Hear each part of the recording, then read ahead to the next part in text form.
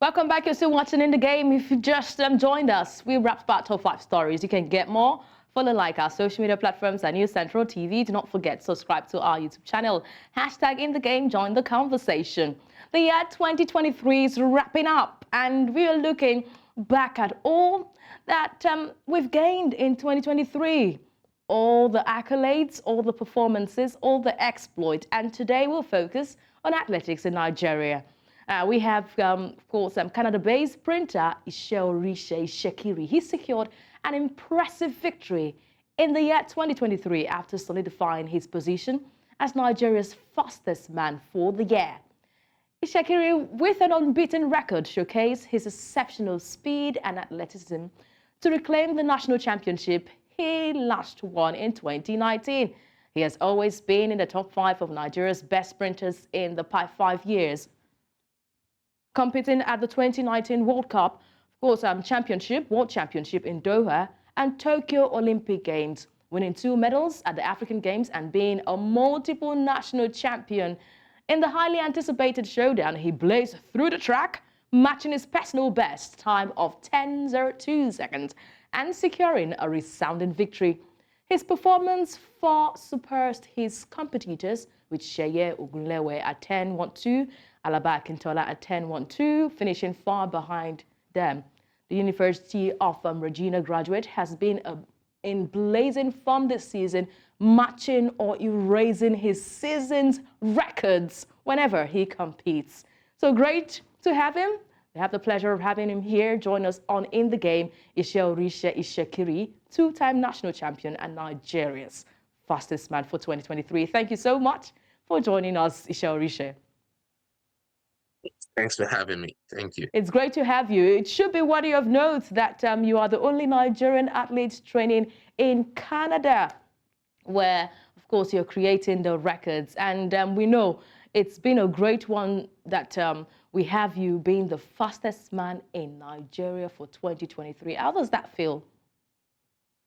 Feels good because I wasn't expecting it, so it feels really good. Yeah, the last season that ended it was a shocker for everyone. It was a shocker that I won. So yeah, it feels really good to be Nigeria's fastest man again.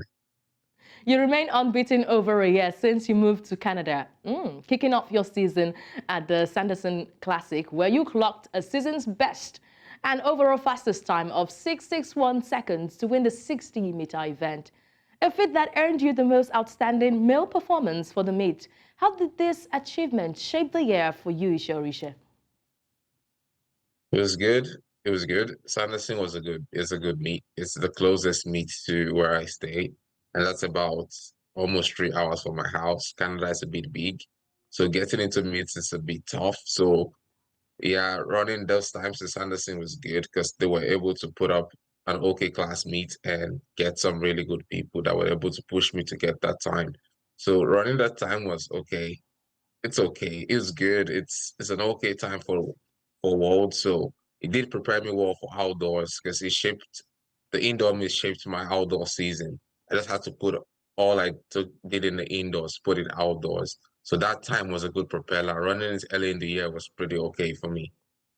All right, you made your debut at the Tokyo Olympic Games, but you crashed in the semi-final of the men's 100 meters after finishing 7th in the heat at 10:09 seconds. Then came that hamstring injury. What went through your mind as it was your first Olympics? Did you get the first-time G-test? Yeah, so yeah, with the hamstring injury, it was bittersweet because I was feeling it in the warm-up in the heat, and I kind of played it safe in the heat because I didn't want to leave in the heat.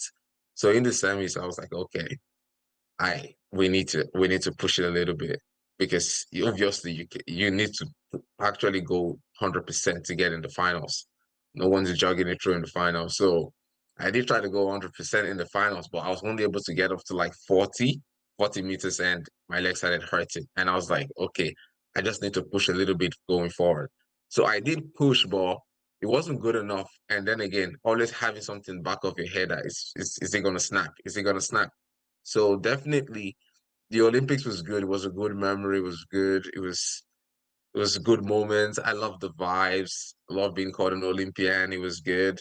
It was my first Olympics. I had a lot to learn. I had a lot to pick up from my preparation. I would say, yes, I did get Olympic jitters because it was a lot. It was buzzing. It was a lot of attention.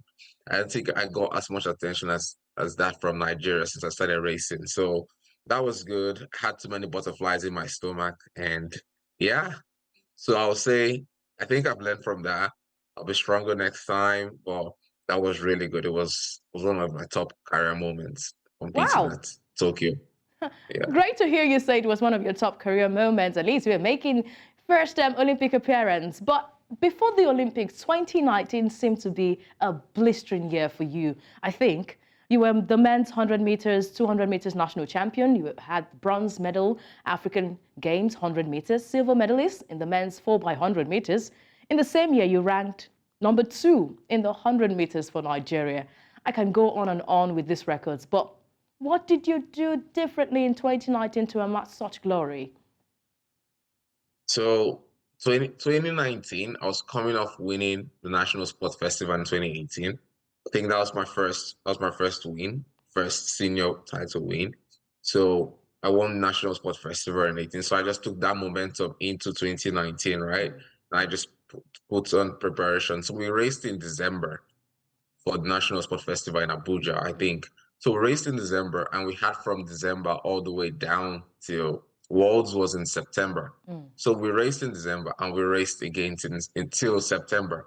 So there were so many races for me. And I felt like, and I clocked a PB all three of my races in to win the National Sport Festival, my heats, the semi-finals and the finals. So I moved into 2019 still clocking PBs, right? So as of September, my body just snapped because that's when my body just started rolling and just started rolling fast. Would you say So that's the I was reason why going you fast. got that hamstring? Because maybe you've got so much pressure with all that you amassed in 2019. 2020 was the Olympics. So it was, yeah, 2021. I think I got the hamstring because I went off a lot. Because then again, I was training in Arizona for the Olympics. So and when everything got shut down, I wasn't able to train and do a lot. So I took a lot of time off training about 6 months, over 6 months of training. So when I started running back, it wasn't funny because my body was already sleeping, right? My body was already sleeping. So and I started training, I started pushing my body fast. So my body wasn't used to going that speed for so long. So, and it's the Olympics. So I started pushing it hard, and we had a couple of series of relay meets in Nigeria. So there were just too many races building up to the Olympics to get me ready, to get me there. And my body was like, nah, we're not ready for this. It's too sudden. Because the COVID year did hamper a lot of stuff, right? So if the Olympics was probably in 2020, I would, but then again, it's an hamstring injury because Enoch also got hurt, Yeah, right? So yeah. Enoch also got hurt in the same Olympics. So I would not say it's the stress. I don't know. I don't know why. I don't know why how the injury came. But yeah, it was a bittersweet moment. Could have been better without the injury. But what can we say? Okay, let's come to reality right now. You are currently ranked 42nd in the men's 100-meter world rankings, and your highest world ranking position had been 33. What plans are in top gear to hit the highest mark once again, Usheoritse? So yeah, I go into every season with an open mind.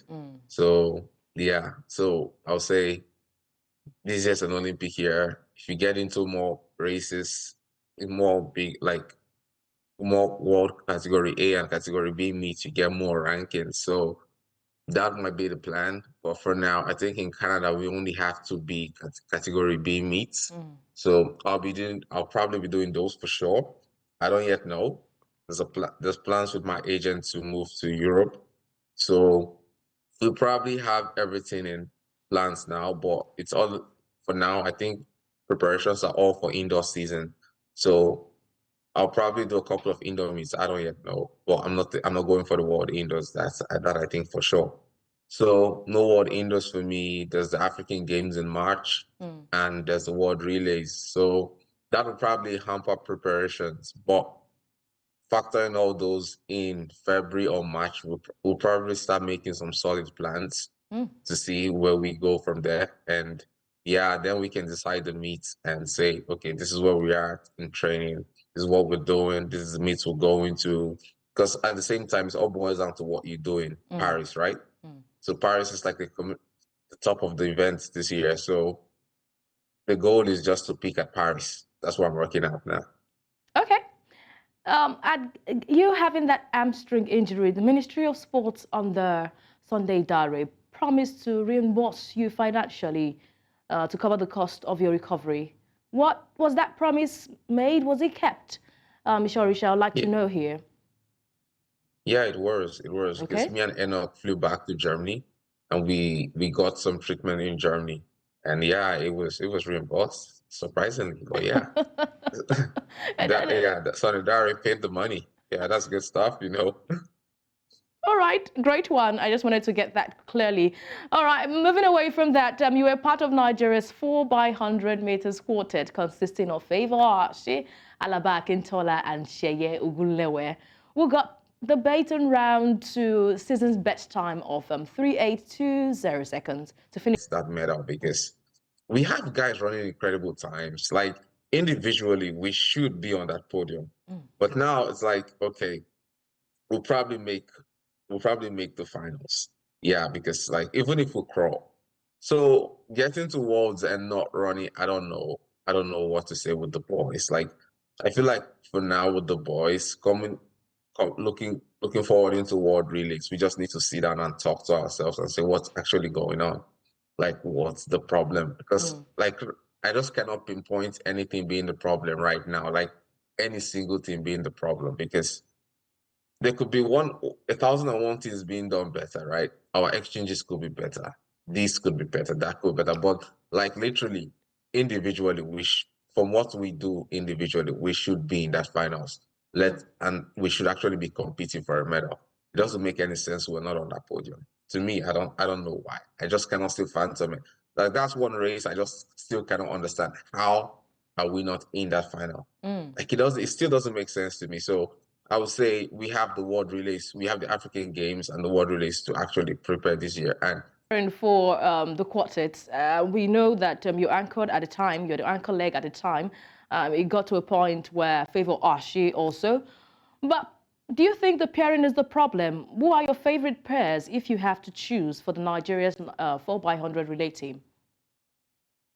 So that's a good one. That's a really good one. But like with the Nigerian team, it's tough. Like I tell the people in Canada, like my friends in Canada, I always say the Canadian team, they run the same guys for like the last 4 or 5 years. So these guys already know how to give the baton round. But with the Nigerian team, you have someone coming up every year. Last year, I didn't go wrong with your flat speed. Basically, they pick what you run in the relay, what you can produce on the relay. But for Nigeria, we just have to go with what you run individually and trust that that's good enough. But most of the times, it's not good enough because the boys don't bring in their individual performances into the relay. Everybody's body could be feeling different. The mindset of competing in the relay is different from competing on a flat. So if you factor in all those, that's one major thing. But I keep saying you cannot have a 9-8 guy on the bench, right, and run a 10-1, and run selection. First of all, selection is tough. Then you make the selection and you hope these guys are ready to replicate. But you see, you can drop 9-9 on an individual race and split something really bad on the relay. So that's it. Like I don't think we have enough practice, enough trial run with the same team to actually make it. Because if you watch the team that ran at the African Games last year, was a different team that ran at the Commonwealth World Championships and the Commonwealth Games. That's same here. So you have 3 different teams in 3 different meets. And I'm pretty sure the team that's going to run at the African Games next year is going to be different from the team that would. So where I was going in short, to cut the long story short is maybe we can have a 4-man team and stick with that team, right? Putting funding into the 4 people, right? And stick with it for a year. Like a year, you can have just 4 people and put in the team. Then you can have 2 extra people and bring it. I think it still boils down to money, right? They need to invest in the relay because we cannot go doing the relay, doing the same thing, just putting it out there. My thoughts would be Nigeria try trying to actually invest in the relay and investing in the people that are not in the NCAAs, so you can actually have a standard team. Because like we're all based in different places. I'm in Canada, Shea's in the US. I mean, Shea's in the UK, and you have the rest in the US, and you have some home-based people. So if you want to actually get a team, I feel like they should have four standard people running, and not depend on the guys in the NCAAs. Okay. Then at the end of the season, you have your first four team, then you can bring two people from the NCAAs to join up the relay team. So you know that you have your baiting is going to go round first with the first four people. Then if anyone is running 9-8 in the NCAAs, which we know they would run, you can say, okay, you leave the team, bring in one person. You just cannot have a whole new team every single time. I feel like that's what's hampering Nigeria. We are not the US. Like the US runs a new team every time. But that's the US. They're very fast. Okay. But I think we should have some consistency on the team. All That's right, what I think. You've been able to point that out. I'm hoping that the AFN will take note of that ahead of the Paris 2024 Olympics and the African Games. You did mention Divine Oduduru, and that brings my question. Nigeria also witnessed some sanctions from the World Athletics, the anti-doping unit this year. Blessing Okagbare, Divine Oduduru, and Patience Wokocha. They were victims this year for the anti-doping sanctions. What will athletics in Nigeria be without these trio in the coming season, Usheoritse? Oh, they're pretty good people. Blessing and Divine are from Sapless, so that really hurts because I know them. They were my friends. So, well, next season, I can't really say much on anybody or anything that's going on because like in athletics, it's a one-man game. So I don't really know. I'm not in anybody's camp, so I don't know how it's going to be for anybody. Because starting this conversation, it started with me and started with how things are being going. So I can only speak for myself, and that's all I can say for next season. I don't know what anyone else is doing. I don't know what anybody else in Nigeria is doing. We just go down there and hope to make the team. So hope to put up a good show next year. Okay. And as I said, it's just on myself I can speak on. Okay, what's your take on the recent rule on out of competition test for athletes before a major meet given by the World Athletics? What's your take on that?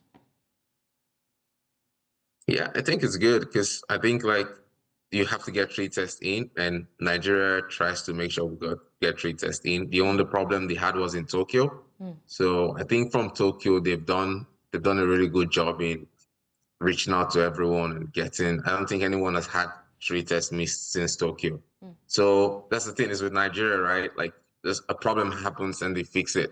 So they found a way to fix it. They've always got it through.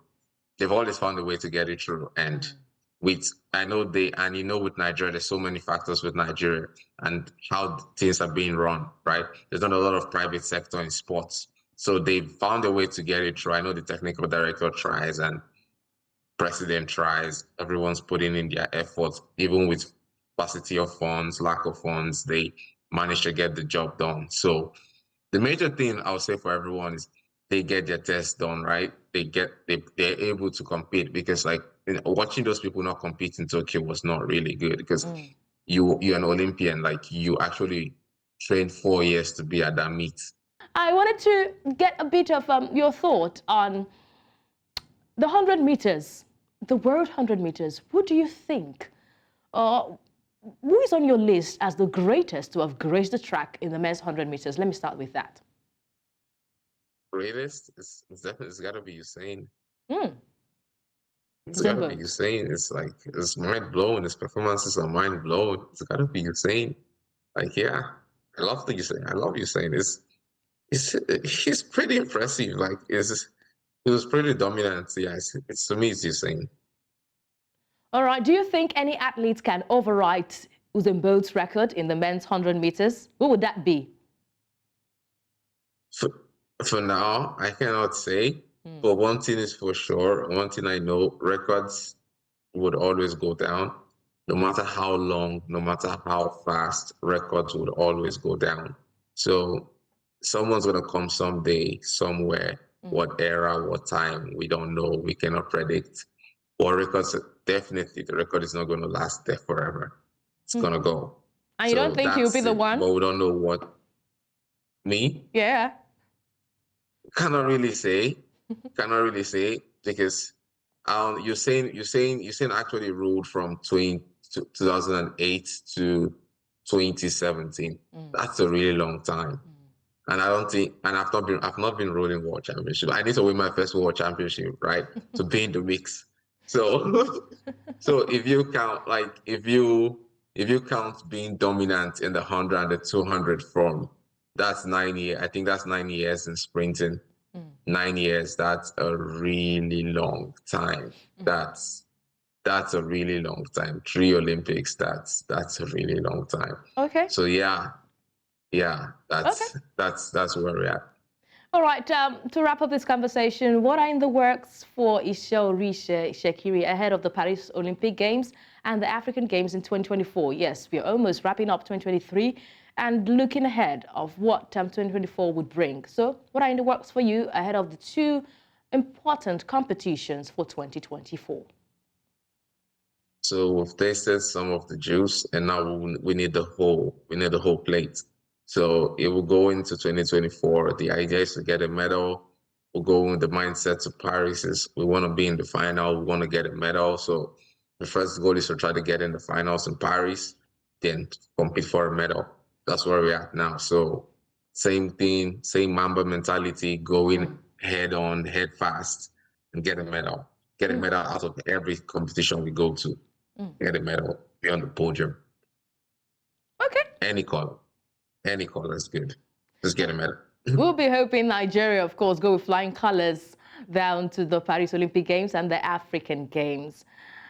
Itshekiri, I've just been pronouncing that name for a long time. Names are very important to me. I've always been challenged to pronounce some unique names, yours inclusive, in my reports. Please do give us the perfect pronunciation of your name and maybe the meaning. Yeah, but you're doing a really good job with that, right? Great. Yeah, it's pretty good. Like when I heard it the first time, I was like, "That's good. It's impressive. It's good." My name gets pronounced in so many ways. Like I respond to anything, and yeah, it's good. So yeah, basically, my name is Usheoritse. So, and I think you've been getting it quite good. So that's pretty good. Can and you it give us means the the meaning? handwork of God. Okay. The handwork of God. Great one. We've been seeing the handwork of God on your life on the track.